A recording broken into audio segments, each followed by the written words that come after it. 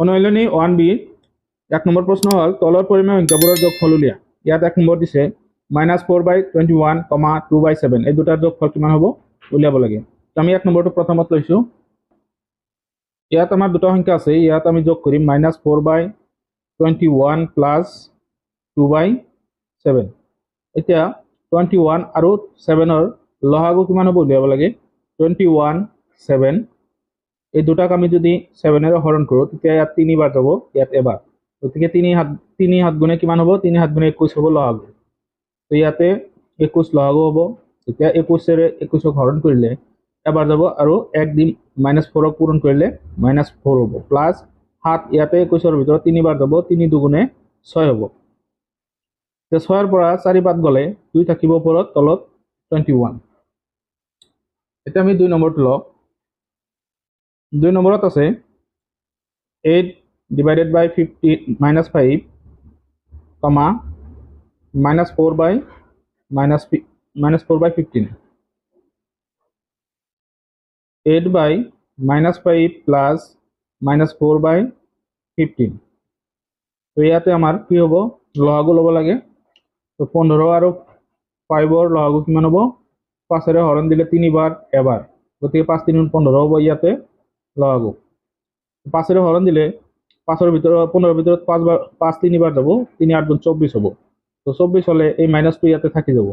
তাৰপিছত মাইনাছে প্লাছে মাইনাছ হ'ব, পূৰণ কৰিলে 15 এবাৰ যাব হৰণ, তো -4 হ'ব ইয়াতে।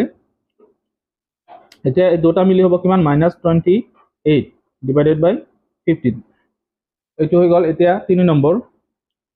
3 নম্বৰত দিয়া আছে আমাৰ 1/6, 2/-3। তো ইয়াতে আমি লসাগু ল'ম। ইয়াতে 6 হ'ব লসাগু, কাৰণ 3 6ৰ ভিতৰত হৰণ যায়। তো প্ৰথমত ইয়াত আমি যোগ কৰি লওঁ যে 1/6 plus 2/-3।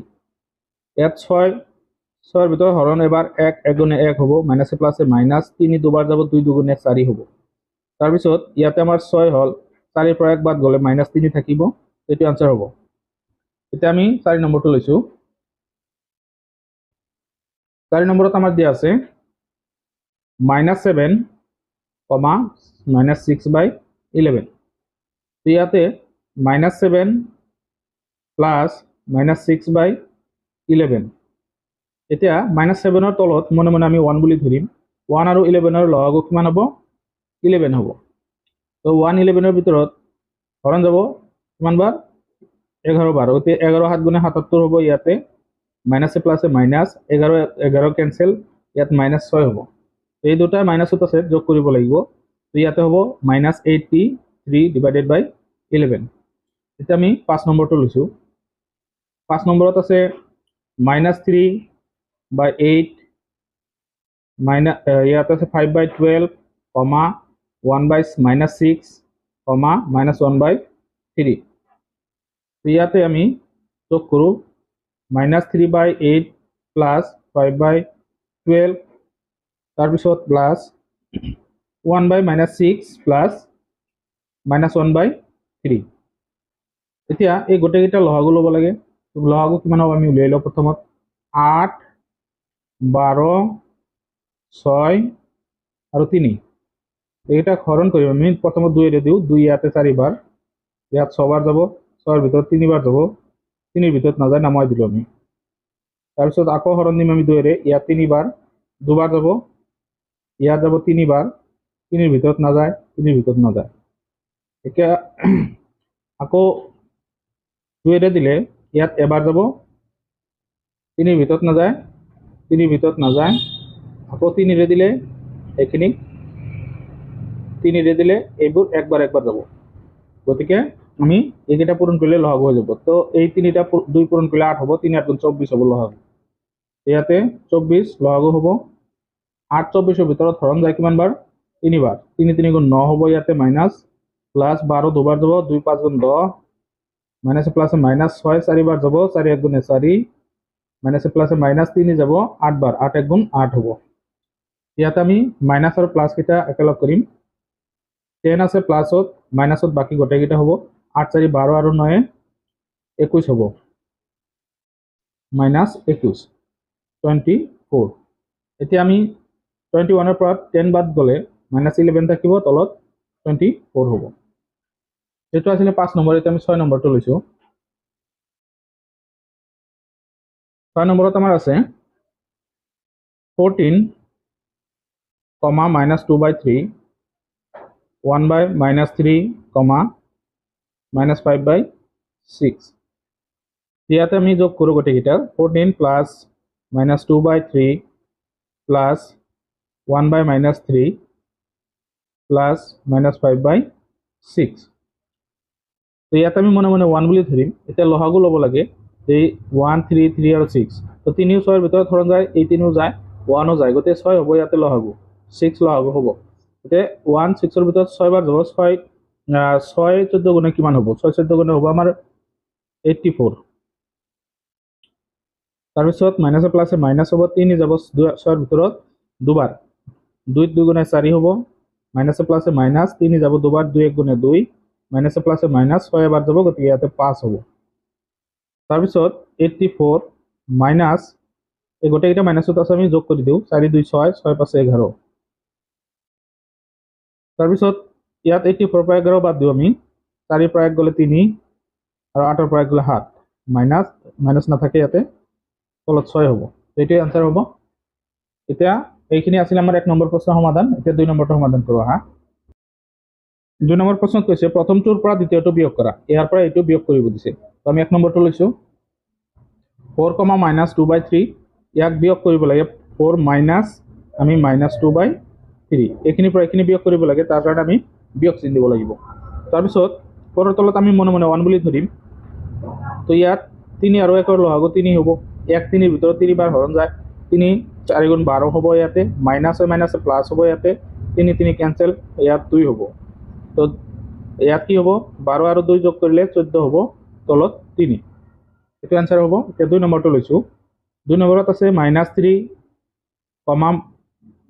3/-5 তো -3 মাইনাস 3/-5 এই মাইনাসটো হল আমাৰ যেটো বিয়োগ কৰি দিছে হেতু মাইনাস আৰু এটো ইয়াৰ লগতে আছিল এতিয়া লহাগু ইয়াতে 5 হ'ব ইয়াত 1 ধৰিম আমি 1 আৰু 5 ৰ লহাগু 5 হ'ব ইয়াতে 1 5 ৰ ভিতৰত 5 বাৰ হৰণ যায় 5 3 15 হ'ব ইয়াতে মাইনাস মাইনাস প্লাস হ'ব 5 এবাৰ যাব 3 1 গুণে 3 হ'ব তো 15 পৰা 3 গলে -12 থাকিব তলত 5 তো 2 নম্বৰ হল 3 নম্বৰটো লৈছো 3 নম্বৰত আছে 0, -1/3 ইয়াতে 0 মাইনাস তাৰপিছত -1/3 ইয়াতে 0 ৰ কোনো ভ্যালু নাই গতিকে আমি কি কৰিম ডাইৰেক্ট মাইনাস মাইনাসে প্লাস প্লাস হ'ব 1/3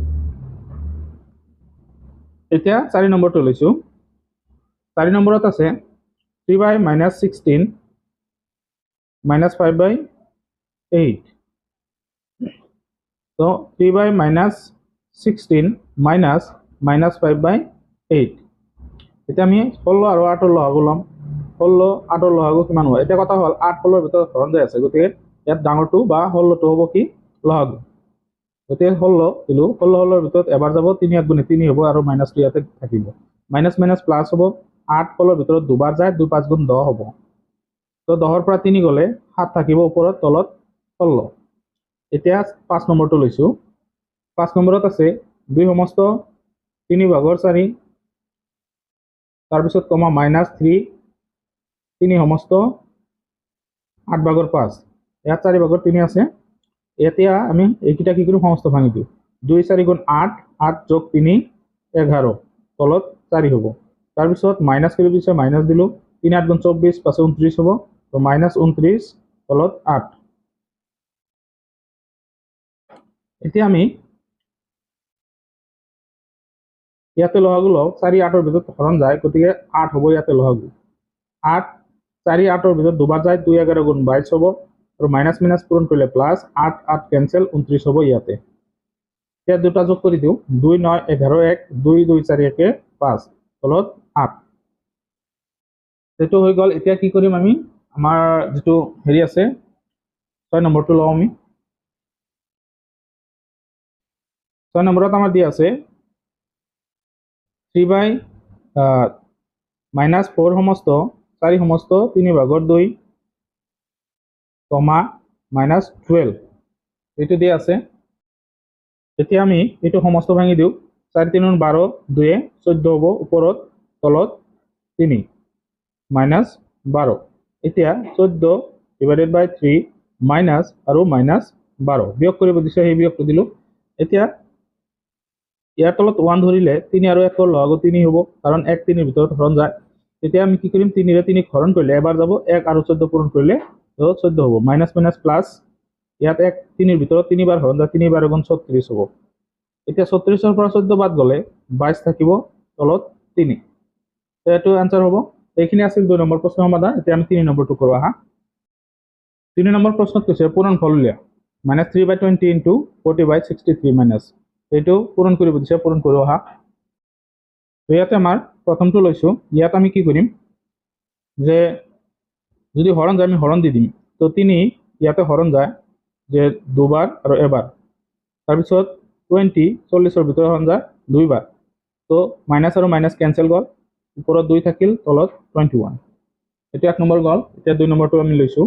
2 নম্বৰত আছে আমাৰ -36 ইনটু 4/-9। এতিয়া ইয়াৰ তলত মনে মনে 1 বুলি ধৰিবা।